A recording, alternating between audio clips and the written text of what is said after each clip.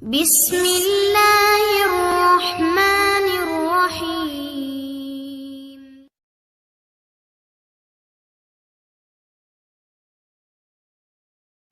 امام شافعی فرماتے ہیں جن گھروں میں لوگ فجر کی نماز کے وقت سوئے ہوتے ہیں ان گھروں میں رزق نہیں آتا۔ آپ فرماتے ہیں فجر کا وقت اللہ کے دینے کا وقت ہے، اس وقت اللہ بانٹتا ہے۔ حضور صلی اللہ علیہ وسلم کا فرمان ہے نا حدیث میں کہ تہجد کے وقت اللہ پہلے آسمان پہ نزول جلال فرماتا ہے جو اس کی شان کے لائق ہے تہجد کے وقت، اور وہ کہتا ہے مانگو میں تمہیں عطا کروں گا۔ یہ لینے کی باری آئے تو بندہ سمیٹ سماٹ کے اندر گھس جائے۔ ہمارے ہاں یہ ہوتا ہے کہ عشاء کے بعد بچے بیٹھتے ہیں موبائل لے کے، تہجد کا وقت آتا ہے تو ان کی آنکھیں بند ہونی شروع ہوتے ہیں، تو لینے کے وقت تو سویا تھا، تیرا مسئلہ کیسے حل ہوگا؟ بھائی جب کوئی آدمی خیرات بانٹ رہا ہو تو جو پیالہ پیچھے کر لے اسے ملے گا؟ کہتے ہیں اس وقت آنا جب میں بانٹ رہا تھا، اب تو کدھر آ گیا ہے؟ مثال دے رہا ہوں۔ تو فجر کا وقت مانگنے کا ہے، تو ساری رات تو گزر گئی گیمیں کھیلتے ٹی وی دیکھتے، اور جو لینے کا وقت تھا تو سو گیا، تو کیسے آئے گا تیرے پاس؟ تو اٹھے سویرے، بندوں سے مانگ کے دیکھ لیا، بڑی عزتیں خراب ہوئی، فجر کا وقت اٹھ کے جھولی پھیلائے۔ میرے رسول پاک علیہ السلام فرماتے ہیں، رب فرماتے ہیں جب بندے میرے آگے جھولی پھیلاتے ہیں مجھے شرم آتی ہے، کیسے خالی واپس کر دوں؟ سورہ طلاق 2-3 نمبر آیت کی گھر جا کے تلاوت کریں۔ رب کریم نے فرمایا وَمَن يَتَّقِ اللَّهَ يَجْعَل لَّهُ مَخْرَجًا، فرمایا جب تو اللہ سے ڈرے گا تو اللہ ہر مشکل سے نکلنے کا تجھے رستہ عطا فرما دے گا۔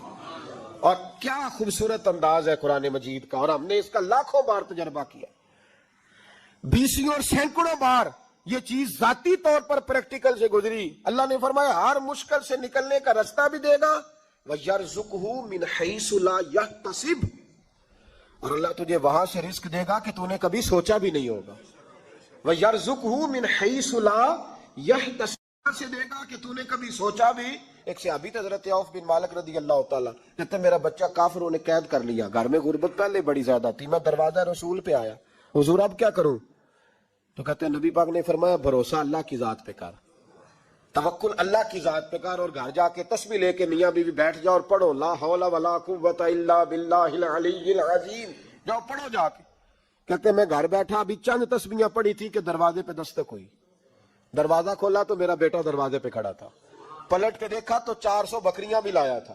اور میں نے کہا بیٹا یہ کیسے آ گئی؟ کہنے لگے ابا جی مجھے ایک حویلی میں کافروں نے قید کیا ہوا تھا، میں بڑا پریشان تھا، لیکن ابھی تھوڑا دیر پہلے پتہ نہیں کیا ہوا ہے، میں نے یوں ہاتھ لایا تو رسیاں کھل گئی، باہر نکلا ہوں تو 2-3 بندوں پہ نیند کا ایسا غلبہ تھا کہ بے ہوش ہو کے گرے ہوئے تھے، 400 بکریاں بھی تھی، میں نے دروازہ کھولا بکریاں میرے ساتھ دوڑنے لگ گئی ہیں، تو میں 400 بکری بھی لے آیا ہوں، پلٹ کے دیکھتا رہا ہوں، پر میلوں کا سفر ہوا وہ آئے ہی نہیں۔ تو والد کہنے لگے بیٹا چلو پہلے مصطفیٰ کریم سے جا کے پوچھ لیں، دیکھیں کیسے مالی مسئلے حل ہوتے ہیں۔ حضور سے جا کے پوچھیں کہ ہمارے لیے جائز بھی ہے کہ نہیں۔ کہتے ہیں دروازے رسول پہ جا کے ہم کھڑے ہی ہوئے تھے کہ نبی پاک نے فرمایا دیکھا رب کریم کا فضل، دیکھا، فرمایا تیرا بیٹا بھی آ گیا، تیری غربت کا بھی حل ہو گیا، یہ کافر کا مال ہے، اسے مال غنیمت سمجھ کے استعمال کر، تیرا ہی ہے۔ تو لا حول ولا قوت الا باللہ العلی العظیم پڑھیں تو رزق میں پڑھیں گے انشاءاللہ، بول کے بتائیے پڑھیں گے انشاءاللہ تعالی۔ لیکن سنی قوم تویز پہ لگ گئی ہے، کہتے وظیفہ پڑھنا پڑتا ہے، آپ لکھ کے دیں گلے میں ڈالنے کے لیے تاکہ وہ ڈالتا جاؤں اور میرے اوپر پیسوں کی بارش ہوتی جائے۔ وظیفہ پڑھیں، وظیفہ پڑھیں۔ سنیں ایک اور وظیفہ سنیں، امام قرطبی نے تفسیر قرطبی میں لکھا رزق کی برکت کا وظیفہ۔ امام قرطبی نے لکھا ہے حضرت انس بن مالک رضی اللہ تعالیٰ عنہ کہتے ہیں ایک شخص حضور کی بارگاہ میں آیا کہ یا رسول اللہ صلی اللہ علیہ وسلم غربت بڑی ہے، بڑا دکھی ہوں، بڑا پریشان ہوں۔ تو حضور نے وظیفہ بتایا، فرمایا جب بھی گھر جاؤ نا گھر والوں کو سلام کہنی ہے، السلام علیکم، یعنی کب کہنی ہے؟ جب بھی جاؤ۔ کب کہنی ہے؟ یعنی گھر سے نکلے ماچس لینے کے لیے، واپس آ کے کہنا ہے السلام علیکم۔ پھر گھر والوں نے کہا ہو یاد نہیں رہا تھا، وہ تو چینی بھی ختم ہو گئی ہے، پھر گئے چینی لینے تو واپس آ کے پھر السلام علیکم۔ انہوں نے کہا خو ناراض نہ ہوئیے گا، پتی بھی نہیں چائے کی، اب واپس گئے تو پھر واپس آ کے کیا کہنا ہے؟ تو نبی پاک صلی اللہ علیہ وسلم نے فرمایا جب بھی گھر جا السلام علیکم کہے اور 3 دفعہ سورۃ اخلاص پڑھ دے، اور سورت بھی وہ بتائی جو سب کو آتی ہے، قل هو اللہ احد اللہ الصمد لم یلد ولم یولد ولم یکن لہ کفوا احد. 3 دفعہ یہ پڑھ دے. صحابی بڑے سیانے تھے, بڑے مسئلے حل کرتے تھے ہمارے. فٹافٹ بول پڑے وہ صحابی, کہنے لگے حضور میری تو چھوٹی سی فیملی ہے, کئی دفعہ بچے گھر نہیں ہوتے, ننھیال گئے ہوتے ہیں, تو پھر کیا کروں؟ حضور نے فرمایا جب گھر میں کوئی نہ ہو تو اپنے نبی پہ درود و سلام پڑھ دینا, تیرے نبی کا کرم تو تیرے گھر میں ہوگا نا. حضرت انس بن مالک رضی اللہ تعالیٰ عنہ فرماتے ہیں کہ ہم انتظار میں تھے کہ بندہ واپس آئے اور رزلٹ بتائے. کہتے ہیں وہ کچھ دنوں کے بعد واپس آئے تو عجیب بات کی انہوں نے. ہمسایوں سے کئی دفعہ بندے کی نہیں نا اتنی بنتی, اور کئی دفعہ لگتا ہے کہ میرا ہاتھ اوپر ہی رہے, یہ کہیں مجھ سے تگڑے نہ ہو جائے. کہتے ہیں وہ آئے, نبی پاک صلی اللہ علیہ وسلم نے کہا کیا حال ہے تیرا؟ تو عرض کرنے لگے یا رسول اللہ صلی اللہ علیہ وسلم وظیفہ تو میں نے اپنے لیے پوچھا تھا اور میرے تو ہمسائے بھی امیر ہو گئے. حضور وہ تو میں نے اپنے لیے پوچھا تھا اور میرے دائیں بائیں والے لوگوں کو بڑی برکت ہوئی ہے.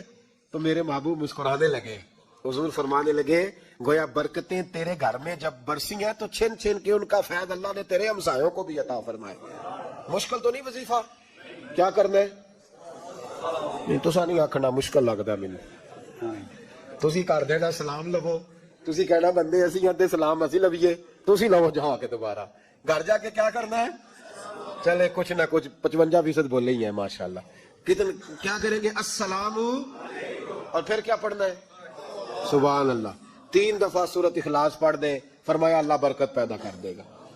اب سنیں, ایک دوست آئے, کہنے لگے حضرت جی بڑے پیروں کے پاس گیا ہوں, مالی مسئلہ حل نہیں ہوتا. تو میں نے کہا میں تجھے نبی پاک کی بارگاہ میں نہ لے جاؤں, پیروں کے پیر کے پاس نہ چلے جائیں. میں نے کہا سن تیرا مالی مسئلہ حضور حل کر دیتے. مشکات میں حدیث ہے, ایک صحابی نے کہا حضور غربت ہے, فرمایا روز رات کو سورۃ واقعہ پڑھ, تیرے گھر میں فاقہ نہیں آئے گا.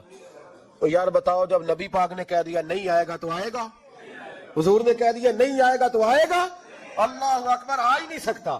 تو وہ والا وظیفہ پڑھ جو مصطفیٰ کریم نے بتایا ہے, اور رب کریم کی بارگاہ میں گویا نیت ہو کہ یا اللہ میں کوئی خود تو نہیں نہ پڑھ رہا, تیرے نبی نے بتایا ہے. سورۃ واقعہ پڑھ, تیرے گھر میں فاقہ. حضرت عبداللہ ابن مسعود رضی اللہ تعالیٰ عنہ بیمار ہو گئے, شدید بیمار, اور بیٹیوں کے باپ تھے, بیٹیاں زیادہ تھی. حضرت عثمان غنی رضی اللہ تعالیٰ عنہ کا دور خلافت تھا. جناب عثمان غنی تیمارداری کرنے آئے اور کہنے لگے عبداللہ آپ بڑے بیمار ہیں, ابن مسعود آپ بڑے علیل ہیں, کچھ پیسے نہ بھیج دوں خزانے سے؟ تو حضرت ابن مسعود کہنے لگے ضرورت نہیں, کہا آپ کی بیٹیاں ہیں کام آئیں گی. آپ فرمانے لگے میں نے بیٹیوں کو خزانہ دے دیا ہے. کہا کیا خزانہ دیا ہے؟ کہنے لگے میں نے اپنی بیٹیوں کو پابند کر لیا ہے, وہ رات کو روز سوتے وقت سورۃ واقعہ پڑھ کے سوتی ہیں. تو نبی پاک نے کہا فاقہ نہیں آ سکتا, تو لہذا میری بیٹیوں پہ کبھی فاقہ نہیں آ سکتا. تو روز یہ تو کہتے ہو داماد جی سے کہ بھئی آپ مہربانی کرو, کو خرچہ بڑھاؤ, بچی بڑی پریشان ہے, تو بچی کو بھی ایک خزانہ دے دو, اس کو بیٹے روز رات کو سورۃ واقعہ پڑھا کر.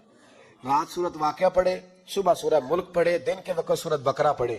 میرے نبی پاک صلی اللہ علیہ وسلم نے فرمایا جس گھر میں سورۃ بقرہ پڑھی جائے, جن تو کیا شیطان بھی دوڑ جاتا ہے. تو کوئی جادو اثر کر سکتا ہے؟ تو ان وظیفوں پہ عمل کریں جو نبی پاک صلی اللہ علیہ وسلم نے ہمیں عطا کیے ہیں. حضور غوث پاک نے بھی ایک وظیفہ بتایا ہے, وہ بھی بتا دوں آپ کو. غوث اعظم رضی اللہ تعالیٰ عنہ کی خدمت میں ایک شخص آیا, اس نے کہا حضور بڑی تجارت کرتا ہوں, کام نہیں چلتا. فرمانے لگے اب تو اللہ سے تجارت شروع کر دے.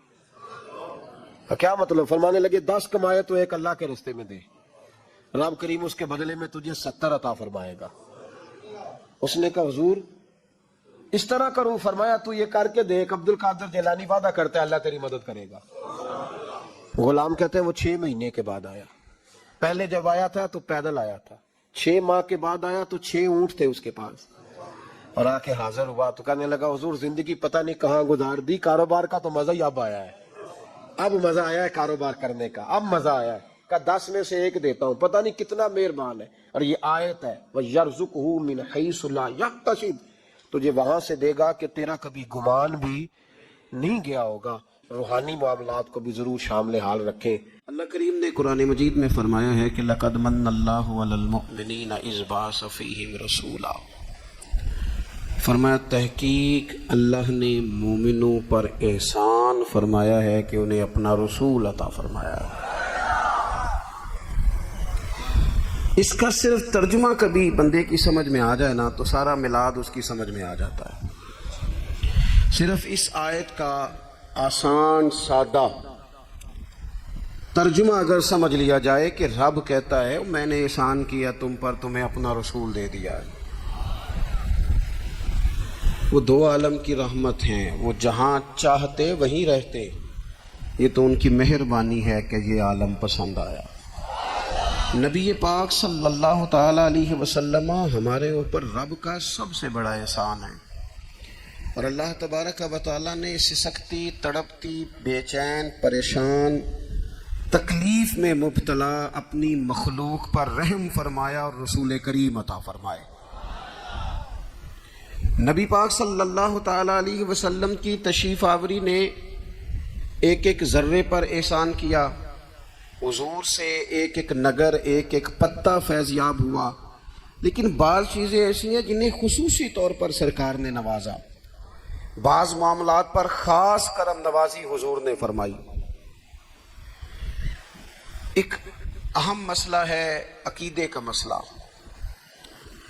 جس بندے کا کوئی عقیدہ نہیں نہ ہوتا، کوئی نظریہ نہیں ہوتا، کوئی اس شخص کا خاص مزاج نہیں ہوتا سمجھنے والا، ماننے والا، وہ بندہ بھی بیچارہ کوئی زندگی کا لطف نہیں اٹھا پاتا۔ اس کا کوئی نظریہ ہی نہیں ہے، کوئی سوچ ہی نہیں ہے، کوئی اس کی فکر ہی نہیں ہے اس نے کس طرف جانا ہے۔ عقیدہ نہ ہو بندے کا، یعنی دنیا میں معاذ اللہ کچھ ایسے لوگ پائے جاتے ہیں جو سرے سے اللہ تعالیٰ کوئی نہیں مانتے، زندگی کیسے گزرے گی؟ وہ اپنی توجہات کا قبلہ کسے بنائیں گے؟ اور پھر دنیا میں کچھ لوگ ایسے گزرے جو کئی خداؤں کے قائل، کئی، اور پھر اہل عرب کا تو یہ حال کہ 360 بتوں کے سامنے جھکتے۔ مجھے بتائیے، جس بندے کو یہی خبر نہ ہو میرا خالق اور مالک کون ہے، جس کو یہی پتہ نہ ہو کہ میرا رزق کہاں سے آتا ہے، میں نے مانگنا کہاں سے ہے، جسے یہ خبر ہی نہ ہو کہ میری دعاؤں کا رخ کس طرف ہونا چاہیے، اس کی بھی کوئی زندگی ہے؟ نبی پاک علیہ السلام نے سب سے بڑا احسان یہ فرمایا ہے کہ ہمیں عقیدہ توحید سکھایا ہے۔ حضور نے ہمیں ہر جگہ سے چھڑا کے رب کریم کی بارگاہ میں سجدہ کرنے کا حکم دیا ہے۔ عرب کے لوگ جو تھے وہ بڑی بڑی وہم کا شکار تھے، بڑی بڑی اوہام پرستی کا شکار تھے۔ یہ آج کل بھی وہم بہت زیادہ ہے نوجوانوں میں، یعنی کوئی فیصلہ پکا ہے ہی نہیں، کوئی پکی بات ہی نہیں کرتے، یہ کر لوں کہ نہ کروں، اگر آپ کہتے ہیں تو کر لیتا ہوں، ویسے اس میں فلانی کمزوری بھی ہے، اور اگر میں نے نہ کیا تو فلاں مشکل بھی ہے۔ بھئی جس بندے نے قوت فیصلہ ہی نہیں پائی، اس نے ارادہ ہی پکا نہیں کیا کہ اس نے کدھر جانا ہے، تو وہ سفر کیسے کرے گا؟ سفر تو اس بندے کا مکمل ہوتا ہے جو سفر شروع کرتا ہے۔ عرب کے لوگ بھی بڑے بڑے اوہام پرستی کا قائل تھے۔ وہ جب قربانیاں کرتے تھے تو ان کا گوشت لا کے کعبے کی دیواروں کے ساتھ ملا کرتے تھے، یہ قبولیت کی علامت ہے۔ سارے کپڑے اتار کے کعبے کا طواف کرتے تھے، جب احرام باندھ لیتے، حج عمرے کا ارادہ کرتے تو دروازوں سے داخل نہیں ہوتے تھے۔ وہ کہتے تھے کہ دروازے گناہگار ہیں اور ہم چونکہ اب نیک کام کر رہے ہیں لہذا اوپر سے ہو کے آئیں گے۔ رسول کریم علیہ السلام نے انہیں ان سارے وہموں سے، ساری پریشانیوں سے، ان ساری بدشگونیوں سے نکال کے کہا اللہ تمہارا مالک ہے، اللہ تمہارا محافظ ہے، ہوگا وہ جو رب چاہے گا۔ ذرا سی بات پہ سہم جانا، ذرا سی بات پہ ڈر جانا۔ حضور نے لوگوں کو قوت فیصلہ عطا کی، اور اتنی بڑی قوت فیصلہ حضور نے دی کہ کل تک جو فیصلہ کر نہیں نہ پا رہے تھے، آج انہوں نے اس طرح کے فیصلے کیے کہ اپنی ساری کی ساری اولادیں لے کر وہ میدانوں میں کھڑے ہو گئے۔ وہ ڈٹ گئے کہ ہم نے کفر کے مقابلے میں جہاد کرنا ہے۔ انہوں نے طے کر لیا کہ حق کیا ہے، سچ کیا ہے۔ نبی پاک علیہ السلام نے ہمیں عقیدہ توحید دیا، اور وہ طے کر کے دیا ہے نبی پاک نے۔ سجدہ سوائے اللہ کے کسی کو جائز، اگر کوئی عبادت کی نیت سے کرتا ہے تو سجدہ کفر ہے، اور اگر تعظیم کی نیت سے کرتا ہے تو حرام ہے۔ اعلیٰ حضرت بریلوی رحمۃ اللہ علیہ نے 50 کے قریب دلائل کتاب و سنت سے اور 100 سے زیادہ دلائل فقہ اور اصول فقہ سے بیان فرمائے ہیں کہ کسی اور کے لیے تعظیمی سجدہ بھی حرام ہے۔ نبی پاک علیہ السلام تشریف فرما تھے تو کچھ جانوروں نے آ کے حضور کے قدموں پہ سجدہ کیا، پیش نظر ہے وہ نوبہار، اور سجدے کو دل ہے بے قرار روکیے، سر کو روکیے، یہی تو امتحان ہے۔ کچھ جانوروں نے جب سجدہ کیا تو صحابہ عرض کرنے لگے یا رسول اللہ صلی اللہ تعالیٰ علیہ وسلم ہمارا بھی دل کرتا ہے۔ تو حضور نے فرمایا بھی سجدہ سوائے رب کے کسی کے لیے جائز نہیں ہے، ہاں اگر جائز ہوتا تو میں خاتون سے کہتا کہ اپنے شوہر کو سجدہ کرے۔ نبی پاک علیہ الصلوۃ والسلام نے حد بندی کر دی۔ اور پھر دیکھیں یہ جو ہم میلاد مناتے ہیں نا، یہ میلاد اللہ تعالیٰ کی توحید کا بہت بڑا اعلان ہے۔ ہم کہتے ہیں نبی پاک کا میلاد ہوا، جس کا میلاد ہوتا ہے وہ خدا نہیں ہوتا، جو پیدا ہوتا ہے وہ رب۔ جب ہم میلاد منا رہے ہوتے ہیں تو ہم یہ بتا رہے ہوتے ہیں بھئی حضور خدا نہیں، حضور تو 12 ربیع الاول کو پیدا ہوئے۔ تو جو پیدا ہو، رب پیدا، لم یلد ولم یولد، اللہ تبارک و تعالیٰ پیدا نہیں ہوتا، مالک تو ازلی ابدی شانیں رکھتا ہے۔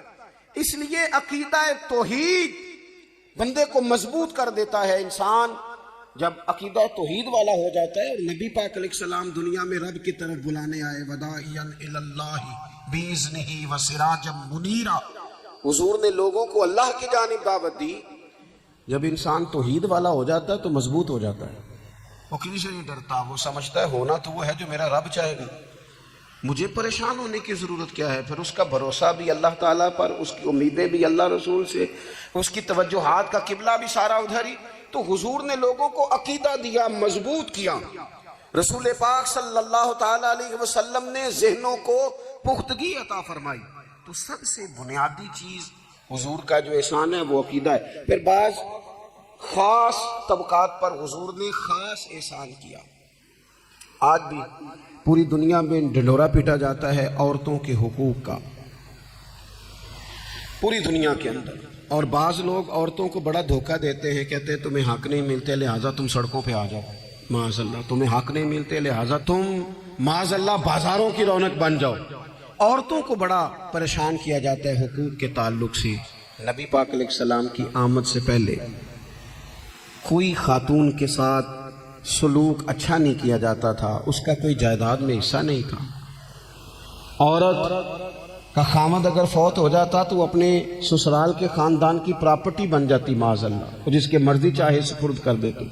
ہندوستان کے بعض علاقوں میں ایسی کبھی رسمیں بھی پائی جاتی تھی کہ بعض عورتیں اپنے خامد کے ساتھ جل جانا مناسب سمجھتی تھی کہ بعد میں کوئی زندگی تو ہوگی نہیں، اور بیوہ خاتون اور طلاق یافتہ خاتون، اس کے بارے میں تو لوگوں کا خیال تھا کہ شاید یہ خاتون بالکل سوسائٹی اور سماج کا حصہ ہی نہیں ہونی چاہیے۔ قربان جائیں، یہ اعزاز میرے نبی پاک نے دیا ہے۔ حضور نے پہلی شادی ہی اس خاتون سے کی ہے جن کا پہلے بھی نکاح ہو چکا تھا، اور خاتون کو حضور نے حقوق دیے، جائیداد میں حصہ دیا۔ کہا جو بیٹیوں کی، بہنوں کی پرورش کر کے آئے گا اور اچھی پرورش کر کے انہیں روانہ کر دے گا، جس طرح میری 2 انگلیاں جڑی ہوئی ہیں میرے ساتھ جڑ کے جنت میں جائے گا۔ اور ایک روایت میں فرمایا کہ جب کسی کے ہاں بیٹی پیدا ہوتی ہے نا تو اللہ فرشتوں کو بھیجتا ہے، اور وہ اس کے گرد کھڑے ہو جاتے ہیں اور گھر والوں کو سلام کہتے ہیں، اور کہتے ہیں یہ ضعیفہ ایک ضعیفہ سے پیدا ہوئی ہے، یہ کمزور، یعنی صنف کے لحاظ سے کمزور، نازک بچی، ایک نازک ماں سے پیدا ہوئی ہے۔ فرشتے کہتے ہیں جو اس کی پرورش کرے گا نا، اللہ قیامت تک اس کی مدد کرے گا، اس کی ہمیشہ مدد ہوتی رہے۔ اور نبی پاک صلی اللہ تعالیٰ علیہ وسلم کی خدمت میں آ کے جب خواتین نے کہا تھا نا یا رسول اللہ ہمارے تو دین دنیا کے معاملات میں مردوں کے تعلق سے کمزوری ہے، کئی دن تو ہم ویسے نماز نہیں پڑھ سکتی مہینے میں، کئی دن تو ہم ویسے عبادات کے قریب نہیں جا سکتی، جہاد پہ ہم نہیں جاتی، گواہی ہماری مردوں کے برابر نہیں، تو یا رسول اللہ صلی اللہ علیہ وسلم ہمارا بھی کوئی احساس ہے؟ تو حضور نے فرمایا جب کوئی خاتون حاملہ ہوتی ہے نا تو اللہ اسے اتنا ہی ثواب دیتا ہے جتنا جہاد کرنے والے کو ثواب دیتا ہے، اور جب بچہ پیدا ہوتا ہے تو اللہ تعالیٰ اسے شہادت کا درجہ عطا کرتا ہے، اور جب وہ بچوں کو دودھ پلاتی ہے تو رب اسے غلام آزاد کرنے کا ثواب عطا کرتا ہے۔ ایک دفعہ نا نبی پاک صلی اللہ تعالیٰ علیہ وسلم کی خدمت عالی مرتبت میں حضرت عائشہ صدیقہ رضی اللہ تعالیٰ عنہ نے ایک واقعہ عرض کی حضور آج میرے ساتھ عجیب معاملہ ہوا، میں گھر میں اکیلی تھی تو ایک خاتون 2 بیٹیوں سمیت آئی، اس نے کہا کہ میں بھی بھوکی ہوں، میری بیٹیاں بھی پریشان ہیں، کھانا نہیں کھایا۔ سیدہ پاک کہتی ہیں یا رسول اللہ میرے پاس بھی 3 کھجوریں تھیں گھر میں پڑی، یہ 2 جہاں کے شاہ ہیں پر پاس کچھ رکھتے نہیں، اور 2 جہاں کی نعمتیں ہیں ان کے خالی ہاتھ میں۔ فرماتی ہیں وہ 3 کھجوریں میں نے ان 3 ماں بیٹیوں کو دے دی۔ ماں نے پہلے 1 کھجور دونوں بیٹیوں کو دی، پھر بچیاں وہ کھجور کھا کے ماں کی طرف دیکھنے لگی تو جو کھجور ماں کے پاس تھی اماں نے اس کے بھی 2 حصے کر کے بیٹیوں میں بانٹ دیے۔ حضرت عائشہ عرض کرنے لگی یا رسول اللہ میں نے یہ بڑا نرالا رنگ دیکھا ہے، ماں کا اپنے بچوں سے پیار کا انداز۔ تو حضور نے کیا فرمایا؟ نبی پاک علیہ الصلوۃ والسلام فرمانے لگے سن پھر اللہ تعالیٰ نے اس عورت پر جنت کو واجب کر دیا ہے۔ فرمایا اللہ نے اسے جہنم سے دور کر دیا جو بیٹیوں کے معاملے میں آزمایا گیا، اور جس نے پھر ان کے ساتھ اچھا سلوک کیا۔ اپنا حضور کا عمل یہ تھا کہ حضور کی بڑی صاحبزادی سیدہ زینب رضی اللہ تعالیٰ عنہ، یہ حضور کی سب سے بڑی صاحبزادی ہیں، یہ بخاری میں آپ کو ملے گا کہ ان کی بیٹی جناب امامہ بنت زینب چھوٹی سی عمر تھی، تو جب حضور نماز کے لیے آتے تھے تو نواسی کو اٹھا کے ساتھ لے آتے تھے، اور وہ حضور نماز پڑھتے تھے تو وہ نبی پاک کے کندھوں پہ کھیلتی تھی۔ حضور نے عملاً بیٹیوں سے پیار کرنا سکھایا، بیٹیوں سے محبت کرے، بیٹیوں سے پیار کرے۔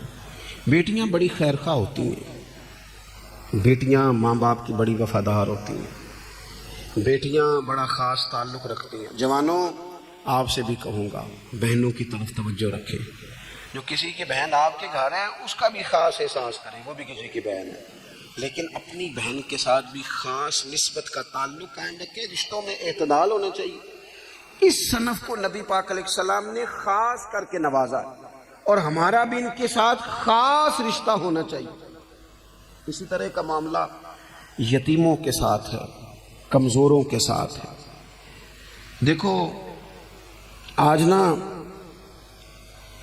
ہمارے ہاں کمزوروں، غریبوں، مسکینوں، یتیموں کی مدد تو کی جاتی ہے، لیکن انہیں لوگ اپنے ماحول کا حصہ نہیں بناتے۔ یعنی کبھی گئے تو غریبوں میں آٹا بانٹا ہے، کبھی گئے تو غریبوں میں جا کے کپڑے تقسیم کر رہے ہیں، کبھی گئے تو غرباء کو کچھ وقتی طور پر کچھ ضروریات زندگی دے دی، کبھی عیدیاں بانٹ دی، کبھی سیلاب زدگان میں چلے گئے۔ غرباء کو کچھ نہ کچھ صدقات تو دے دیے جاتے ہیں، ان پر کچھ خیرات تو کر دیا جاتا ہے، لیکن انہیں سوسائٹی کا ماحول کا حصہ نہیں بنایا جاتا۔ ایسا نہیں ہوتا کہ ان غرباء کے بچوں کو اٹھا کے بڑے شہروں میں لایا جائے، ان کی تعلیم کا خیال کیا جائے، انہیں اپنے ماحول میں رکھا جائے، ان کی بہترین پرورش کا بندوبست کیا جائے۔ کائنات میں بڑے لوگوں نے کام کیا ویلفیئر کا، بڑے لوگوں نے غریبوں کے ساتھ تعاون کیا، بڑے لوگوں نے محبت کی، سب قابل تعریف ہے، لیکن ہم نے یہ کیا کہ ان کی امداد تو کی، لیکن ان کی محرومیوں کا ازالہ نہیں کیا۔ اور وہ امداد لے رہے تھے تو ان کی پچھلی نسل بھی امداد لے رہی تھی، یہ نسل بھی امداد لے رہی، اور خدا نہ کرے کہ اگلی نسل کو بھی امداد لینا پڑے۔ میرے نبی پاک صلی اللہ تعالیٰ علیہ وسلم کا انداز کچھ اس طرح کا ہے کہ امام بہقی نے لکھا ہے، حضرت بشیر بن عقبہ رضی اللہ تعالیٰ عنہ کہتے ہیں میرے والد انتقال کر گئے تھے، اور میں ایک جگہ پہ بیٹھ کر رو رہا تھا کہ نبی پاک صلی اللہ تعالیٰ علیہ وسلم میرے قریب سے گزرے، کیوں روتے ہو؟ یا رسول اللہ میرے والد کا انتقال ہو گیا، میری والدہ رخصت ہو گئی۔ تو یہ ہمیں حضور نے سبق دیا ہے، یہ یتیموں غریبوں کا خیال رکھنے کا یہ بھی ایک نقطہ، یہ بھی انداز ہے۔ کائنات کا بڑے سے بڑا درد دل رکھنے والا بندہ یہاں تک نہیں جا سکتا جو میرے رسول کریم نے بیان فرمایا۔ کہتے ہیں نبی پاک علیہ السلام فرمانے لگے بشیر بن عقبہ کیا تو اس بات پر راضی نہیں کہ میں تیرا باپ ہوں اور عائشہ تیری ماں ہو؟ آنا تجھے ہم شامل کر لیں اپنے گھرانے میں، آ جانا، مکمل تیرے معاملات کا خیال کیا جائے تو آ جا۔ اتنا بڑا درجہ نبی پاک نے تو حضرت سلمان فارسی کے بارے میں بھی فرمایا کہ میں نے انہیں اپنی اہل بیت میں شامل کر لیا۔ رسول اللہ صلی اللہ تعالیٰ علیہ وسلم غرباء کے لیے، مساکین کے لیے، یتیموں کے لیے، ناداروں کے لیے جو خاص احسان بن کے آئے، وہ یہ والا لہجہ نہیں کہ ہم مطمئن ہو گئے کہ ٹھیک ہے ہم گئے تو تھے، اتنے پیکٹ بانٹ تو آئے، اتنا کچھ ہم نے دے تو دیا، فلانا کام کر تو لیا، اور ویسے وہ بھی کب تک کیا جب تک خبریں تیز تھی۔ ہمارے ملک میں سیلاب آیا، میڈیا نے خبر دی، شور ہوا، لوگوں نے بڑی کوشش کی، الحمدللہ بڑے اچھے جذبات کا اظہار کیا، ڈھیر سارے لوگ وہاں گئے۔ میں آپ سے پوچھتا ہوں کہ کیا سیلاب زدگان سارے اپنے اپنے گھروں میں چلے گئے؟ ان کے گھر بن گئے؟ لیکن ہمارے جذبے کیوں ٹھنڈے ہو گئے؟ اس لیے کہ خبریں ٹھنڈی ہو گئی۔ ہم تو چلتے ہیں ٹرینڈ کے ساتھ کہ آج کل ٹرینڈ کیا ہے، اگر خبر ادھر کی ہے تو ذوق ادھر کا ہے، خبر ادھر کی ہے تو ذوق ادھر کا ہے۔ دیر پا کام کرنا اور خاص جذبات پیدا کرنا ان لوگوں کے لیے۔ حضرت سیدنا عبداللہ بن ابی اوفا رضی اللہ تعالیٰ عنہ روایت کرتے، ایک یتیم بچہ آیا تھا، اس نے عرض کیا حضور میری ماں بھی بھوکی ہے اور میری ایک ہمشیرہ ہے وہ بھی بھوکی ہے، روٹی دا دکھ نہ پوچھو، روٹی تے بندہ کھا جاندی ہے۔ یہ جو بھوک ہوتی ہے نا، بھوک، بہت سارے لوگ نا، میں ایک شادی میں تھا تو وہاں ایک دو لوگ کھانا کھا رہے تھے، تو بعض لوگ انہیں دیکھ دیکھ کے مذاق کر رہے تھے، ویڈیو بنا رہے تھے، کہتے دیکھو کھانا ہی نہیں آتا، کیا انداز ہے، سارا ان کا منہ جو ہے وہ کھانے سے بھر گیا، ہاتھ دیکھو کہاں تک ان کے لتھڑ گئے، کیا انداز ہے۔ تو میں نے کہا تم ان کے کپڑے بھی تو دیکھو نا، انداز، بیٹھنا اٹھنا، کپڑے پہننا، یہ غریبی کا پتہ دیتے ہیں۔ بھوک جب تیز لگی ہو پھر کھانے کے آداب لوگوں کو یاد نہیں رہتے۔ غربت نے میرے بچوں کو تہذیب سکھا دی، اب وہ سہمے ہوئے رہتے ہیں، شرارت نہیں کرتے۔ عزیز، ہوتا یہ ہے کہ جب انسان کو بھوک شدید لگی ہو نا، پھر اسے ڈاکٹر کی ہدایات نہیں یاد رہتی، پھر تو پیٹ کی آگ بجھانے کو لوگ دوڑتے۔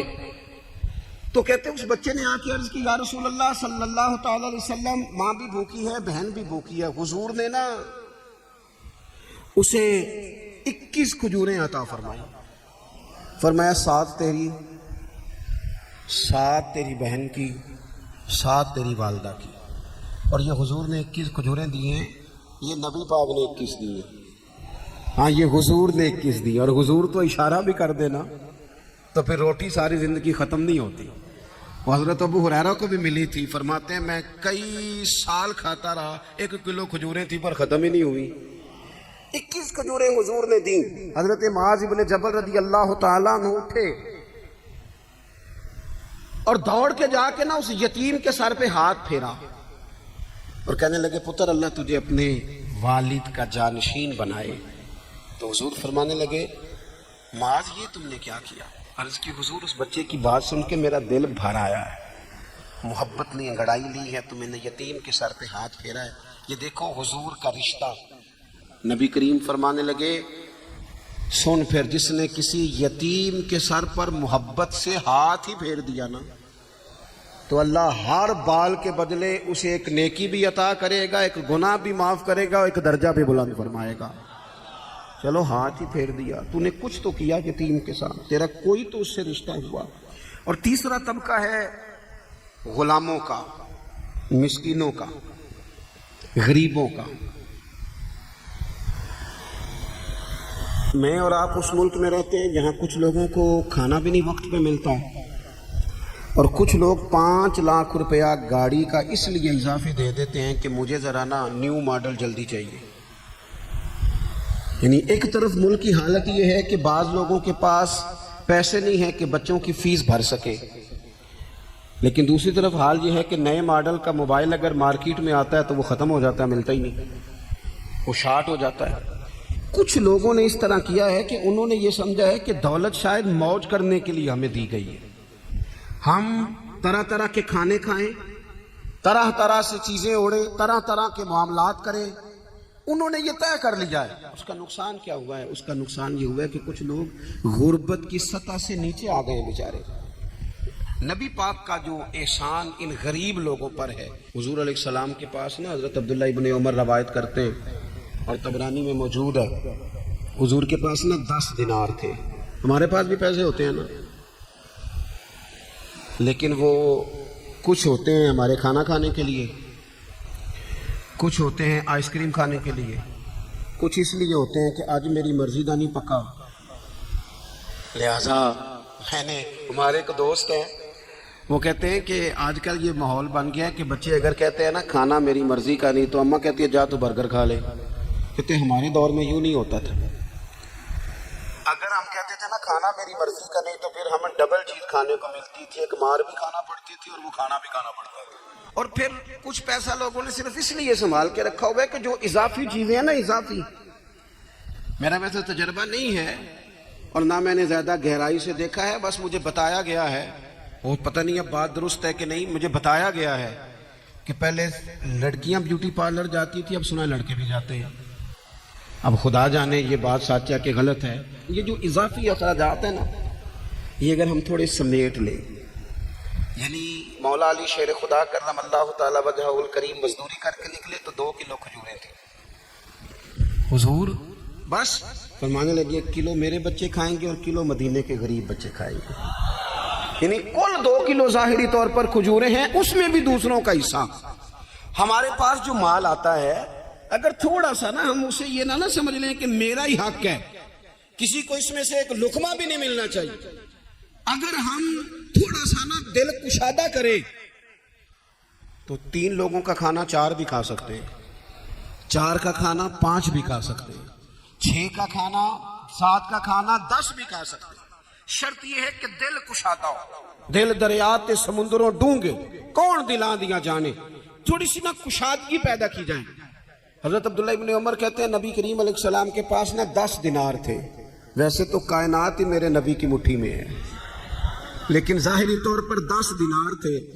حضور ایک دکان پہ گئے, 4 دینار کا حضور نے ایک جوڑا خریدا, کپڑے خریدے. وہ قمیض حضور نے پہنی تو ایک انصاری آگے بڑھ کے عرض کرنے لگے حضور میرا بڑا دل کر رہا ہے, یہ مجھے نہیں دے دیتے آپ؟ تو حضور خوش ہو گئے. یہ میرے محبوب کا دروازہ ہے کہ جب کوئی مانگتا ہے تو حضور خوش ہو جاتے ہیں. نبی کریم سے مانگا اس شخص نے تو حضور خوش ہو گئے, اور محبوب نے وہ کرتا وہ کپڑے اتار کے اس انصاری کو عطا کر دیے, اور 4 دینار کے اور خرید لیے, باقی بچے 2 دینار. نبی کریم وہ لے کے نکلے, رخصت ہوئے گھر جانے کے لیے, تو رستے میں خاتون کو روتے ہوئے دیکھا. حضور رک گئے, فرمایا کیوں رو رہی ہو؟ عرض کرنے لگی یا رسول اللہ صلی اللہ تعالی علیہ وسلم میں فلاں آدمی کی کنیز ہوں, نوکرانی ہوں, اس نے آٹا لینے بھیجا تھا 2 دینار کا, وہ 2 دینار گم ہو گئے. حضور نے 2 دینار اسے عطا کر دیے. وہ دیے تو پھر رو رہی تھی. فرمایا اب کیوں روتی ہو؟ کہنے لگی یا رسول اللہ ڈرتی ہوں دیر بڑی ہو گئی ہے, مار ہی نہ پڑے. تو حضور نے فرمایا چل نہ, میں تیرے ساتھ چلتا ہوں. حضور ان کے گھر گئے, وہ اہل ایمان کا گھر تھا جن کی وہ کنیز تھی. جا کے کہا السلام علیکم, اندر سے جواب ہی نہیں آیا. پھر فرمایا السلام علیکم, کوئی جواب ہی نہیں آیا. محبوب کا طریقہ مبارکہ تھا 3 دفعہ دستک, پھر واپسی. تیسری دفعہ کہا السلام علیکم تو وہ سارے بول پڑے وعلیکم السلام یا رسول اللہ. حضور ماں باپ قربان. تو حضور فرمانے لگے میں نے پہلے بھی 2 دفعہ سلام لیا, بولا کوئی نہیں. کہا یا رسول اللہ اپنے نصیب تھے نا کہ ہم پہ سلامتیاں بھیج کون رہا, ہم نے سوچا ذرا 3 دفعہ مل جائے سلامتی, ذرا مل جائے نا. حضور سلامتی بھیج رہے تو آتی رہے نا. تو محبوب کریم علیہ الصلوۃ والسلام فرمانے لگے یہ تمہاری کنیز وہاں کھڑی رو رہی تھی, اس بیچاری کے 2 دینار گم ہو گئے تھے, اسے دوبارہ سامان لاتے کچھ دیر ہو گئی, اس پر سختی نہ کرنا, مارنا نہ. غلام کہنے لگے حضور اس خاتون کے قربان جائیں جو ہمارے کریم رسول کو ہم جیسے غریبوں کے گھر تک لے آئی ہے, مارنا کیا, ہم اسے آزاد کرتے ہیں. یہ آزاد ہے اللہ کی رضا کے لیے. یہ دیکھو یہ میرے نبی پاک کا انداز ہے. حضور نکلے تو جناب عبداللہ ابن عمر فرماتے ہیں رسول کریم فرمانے لگے شکر ہے اللہ تعالیٰ کا, 10 دینار تھے, ایک انصاری نے بھی قمیض پہن لی, میں نے بھی قمیض پہن لی, اور رب نے کنیز کو آزاد بھی فرما دیا. یہ انداز ہمیں نبی کریم نے دیا ہے کہ ہم اپنے دولتوں میں, اللہ کی عطاؤں میں غرباء کو, قریبیوں کو, رشتہ داروں کو, بہن بھائیوں کو تھوڑا شریک کر لیں, تاکہ وہ جو آسودگی اللہ نے ہمیں دی ہے اس میں سے دوسروں کو بھی کچھ نفع ملے. اور ایک بات آخر میں آپ کی خدمت میں یہ عرض کرنی ہے کہ جو زیر دست لوگ ہوتے ہیں نا, غلام, ملازم, نوکر, آپ اپنی زندگی کے مسائل دیکھ لیں. ان لوگوں کے پاس لاکھوں آتا ہے, کبھی ہزاروں آنے بیچارہ, کبھی نوکر بھی تو ٹینشن میں ہو سکتا ہے نا, ملازم کو بھی تو کبھی ٹینشن ہوتی ہے نا, اس کے ساتھ بھی تو مسائل وابستہ ہے نا. حضرت سیدنا ابو مسعود انصاری رضی اللہ تعالیٰ عنہ بیان کرتے ہیں کہ مجھے اپنے غلام پہ غصہ آیا تو میں اسے مار رہا تھا، نبی کریم تشریف لے آئے، حضور نے ایک جملہ کہا تو میں رو پڑا۔ حضور فرمانے لگے جتنا اختیار تجھے اس پر حاصل ہے نا، اس سے کہیں بڑھ کر رب کو تیرے اوپر اختیار حاصل ہے، لہٰذا اللہ سے ڈر، اس کے معاملے میں اللہ سے ڈر۔ اور پھر حضور تو صرف غلام نہیں، جانوروں کے حق تک کا خیال فرماتے۔ ایک جگہ تشریف لے گئے تو اونٹ آپ کے پیروں پہ سر رکھ کے رویا، نبی کریم نے اس کی پشت پہ ہاتھ پھیرا، فرمایا اس کے مالک کو بلاؤ نا۔ جب وہ آیا تو کیا ارشاد فرمایا؟ فرمایا تو اس کے معاملے میں اللہ سے نہیں ڈرتا، اس نے شکایت کی ہے کہ تو اس کی طاقت سے زیادہ بوجھ ڈالتا ہے، چارہ اور پانی بھی وقت پر نہیں دیتا۔ یہ حضور کے احسانات ہیں، ہمیں ان احسانات کا خاص خیال رکھنا چاہیے۔ اور یہ جو ایام ہیں عید میلاد النبی کے، ان ایام میں بالخصوص ہمیں غریبوں کے ساتھ، یتیموں کے ساتھ، بیواؤں کے ساتھ، مساکین کے ساتھ، لاچاروں کے ساتھ اس لحاظ سے زیادہ مدد کرنی چاہیے کہ میرے رسول پاک انہی کے لیے تو زیادہ رحمت بن کے آئے، انہی کا تو محبوب نے خیال زیادہ فرمایا، انہی کے بارے میں تو ہمیں تلقین زیادہ فرمائی۔ وہ اپنے پرائے کا غم کھانے والا، مرادیں غریبوں کی بر لانے والا، مصیبت میں غیروں کے کام آنے والا، وہ نبیوں میں رحمت لقب پانے والا۔ تو نبی پاک علیہ السلام کے غلاموں، یہ ہمیں سیکھنا ہے، اس پر ہمیں عمل کرنا ہے۔ اللہ کریم کی بارگاہ میں دعا ہے اللہ ہماری حاضری کو قبول فرمائے۔